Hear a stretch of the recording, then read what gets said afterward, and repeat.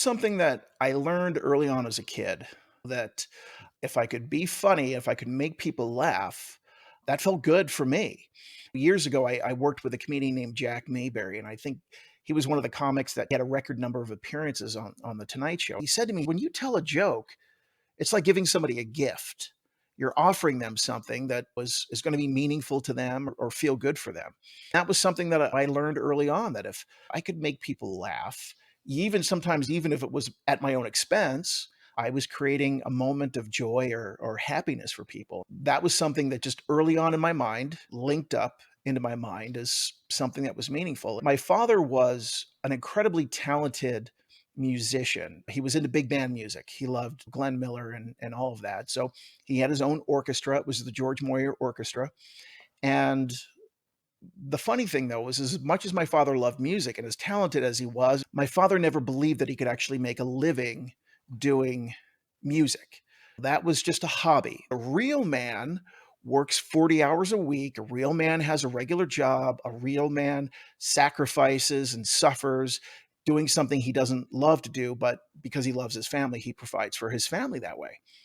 And I saw that conflict in my father's, how much he loved music, but how much he hated working. He was working for the family business, he was working for his uncle.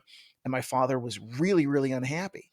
Mhm. So I saw that struggle that my father had, and I realized that, well, I didn't want to be that way in my life. I wanted to be able to do something that I, enjoyed doing.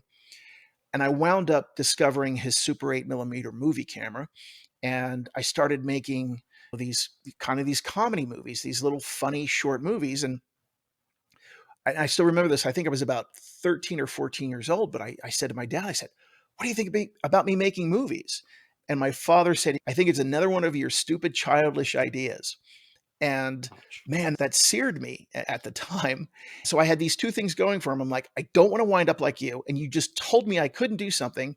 So screw you. I'm going to go out and do it. And that's what consistently drove me to want to be in the entertainment industry, because I was passionate about being creative, and I wasn't going to end up like my dad. And later on, as I graduated from college and I was out there performing, I would have these conversations with my dad. And my dad said, "You got to give a deadline for yourself. You got to give yourself a point where if you don't make it, that you just go on and you do something else." And I said, "You know what point that's going to be, Dad?" I said, "That's going to be the moment where they're turning that crank and they're lowering my casket into the ground." And as things did kind of proceed for me, I was at least out there making a living. And there were the times that I did have more success than others. As I said, I had a couple of independent screenplays produced as comedies back there on the wall. There was a little bit of, it was unspoken, but there was some resentment from my father that I was out doing these things. We worked all of that stuff out before he passed away.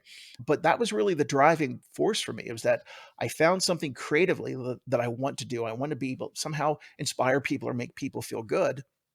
And I want to be able to do it on my own terms. And I want to be able to live my life and provide for my family. All of this is kind of the convergence of all these areas of my life, relative from being creative and video production, writing, has all kind of come together to align for me to be able to do what I'm doing now.